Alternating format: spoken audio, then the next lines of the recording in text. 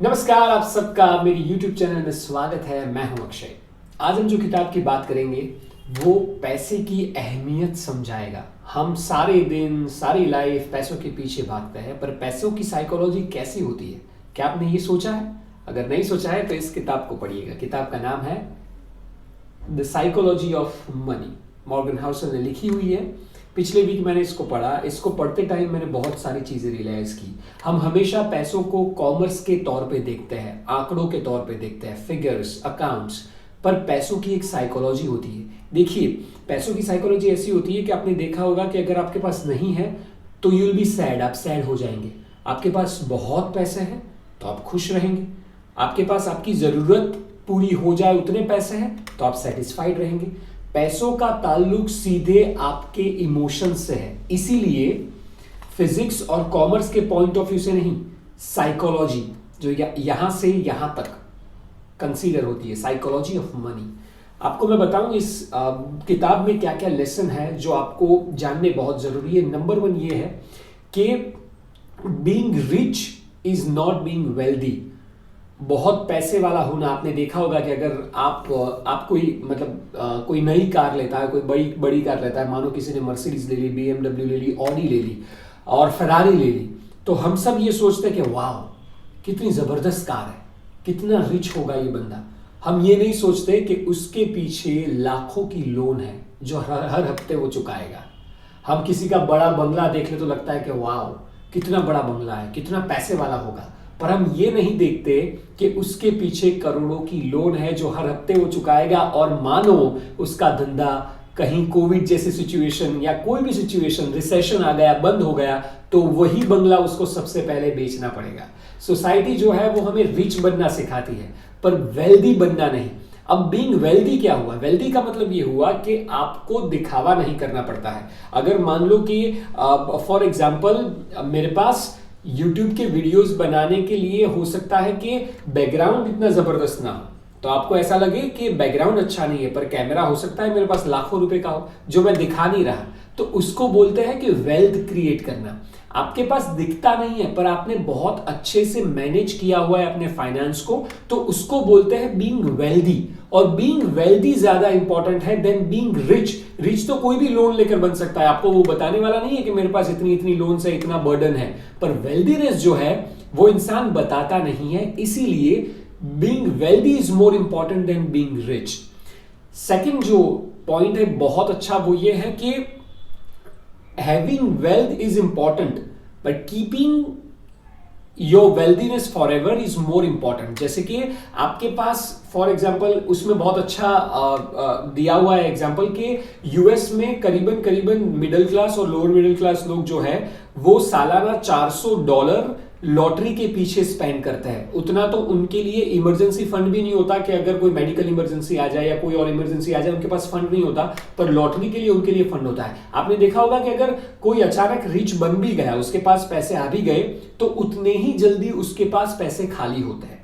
तो जो वेल्थ है उसको टिका पाना बहुत इंपॉर्टेंट है, वो ज्यादा चैलेंजेस लेकर आता है जब आपके पास पैसे आ जाए।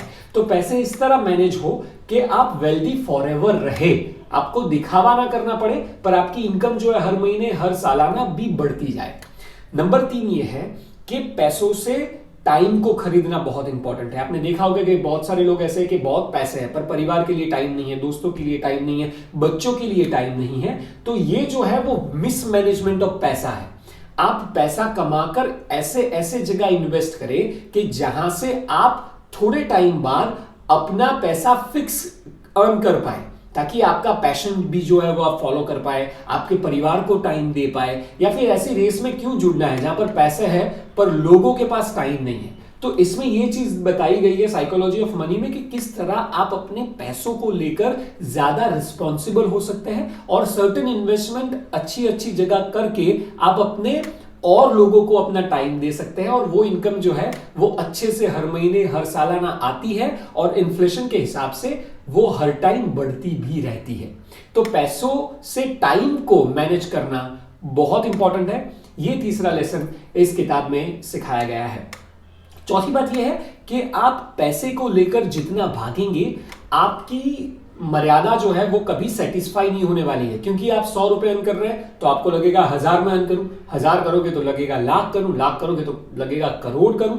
इस तरह की लाइफ न जिए, क्योंकि वो नेवर एंडिंग रेस है। वो आपको कभी भी अपने प्रेजेंट को फील नहीं करने देगी। आपको एक जगह ठहरना और वहां से सेटिस्फाई होना बहुत जरूरी है। वो आप कैसे होंगे, मैं एक एग्जांपल देता हूं। आप अपनी जितने ड्रीम है, जितनी भी आप चीजें करना चाहते हैं, उसको एक बार नोट डाउन करें और उसके इक्वल आप उसकी प्राइस तय करें। जैसे if for example my dream, जैसे मैं अगर बोलूं कि my dream is to buy Mercedes, कितना होता है? 25 लाख, 30 लाख।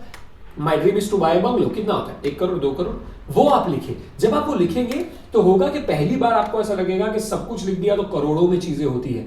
जब आप उसको अपनी लाइफ, अपनी अपब्रिंगिंग, अपना फैमिली बैकग्राउंड उसके लेवल पर लेकर आएंगे तो आपको पता चलेगा कि नहीं, आपकी नीड तो लाखों में है, करोड़ों में है ही नहीं। तो फिर इतना भागना क्यों है कि जहां पर कोई चीज स्टॉप ही नहीं होती। हम कैलकुलेटिव अगर जिएंगे तो हमें पता चलेगा कि हमारा जो ड्रीम है, हमारी जो लाइफ है, हमारा जो परिवार है, उसके इर्द गिर्द नीड जो है वो लाखों में ही है। और उतना अगर प्लान कर पाए तो फिर हम 5, 10, 15 साल में, मैक्सिमम 15 साल में, अगर वेल प्लान है, हर महीने सेविंग है, फिक्स सेविंग है, तो फिर हम 15 साल में रिटायर भी हो सकते हैं। फाइनेंशियली रिटायर्ड होना बहुत इंपॉर्टेंट है, क्योंकि फिर वो एक टाइम के बाद आप अपने फैमिली को टाइम दे पाए, पैशन को टाइम दे पाए, और इस तरह की लाइफ जीना बहुत जरूरी है। तो ये जो लेसन्स है वो साइकोलॉजी ऑफ मनी में बहुत अच्छे से दिया गया है। जो लोग स्टॉक मार्केट में इन्वेस्ट करते हैं और जिन लोगों को हमेशा फाइनेंस की चीजों को समझना होता है, उसके लिए तो ये बुक रेकमेंडेड है। पर अगर भी आपने ये बुक नहीं पढ़ी तो साइकोलॉजी ऑफ मनी में ये मोटी मोटी 4 बातें हैं जो आपको समझनी होगी और उसको अपने डे टू डे लाइफ में लाना होगा। जैसे कि being rich is not being wealthy, being wealthy is important but keeping your wealth forever is more important, buying time from your money, और चौथा कि set your limits, कि कितना आपको चाहिए लाइफ में अच्छा और डिसेंट लाइफ गुजारने के लिए। ये 4 चीजें आपने कर ली, आपकी लाइफ सॉर्ट आउट है। अगर आपको इस तरह के वीडियो पसंद आते हैं और अगर अभी तक आपने इस चैनल को सब्सक्राइब नहीं किया तो प्लीज इस चैनल को सब्सक्राइब करें, लाइक करें, शेयर करें। मैक्सिमम लोग जो पैसों के पीछे भागते हैं उनको ये वीडियो शेयर जरूर करिएगा। शुक्रिया।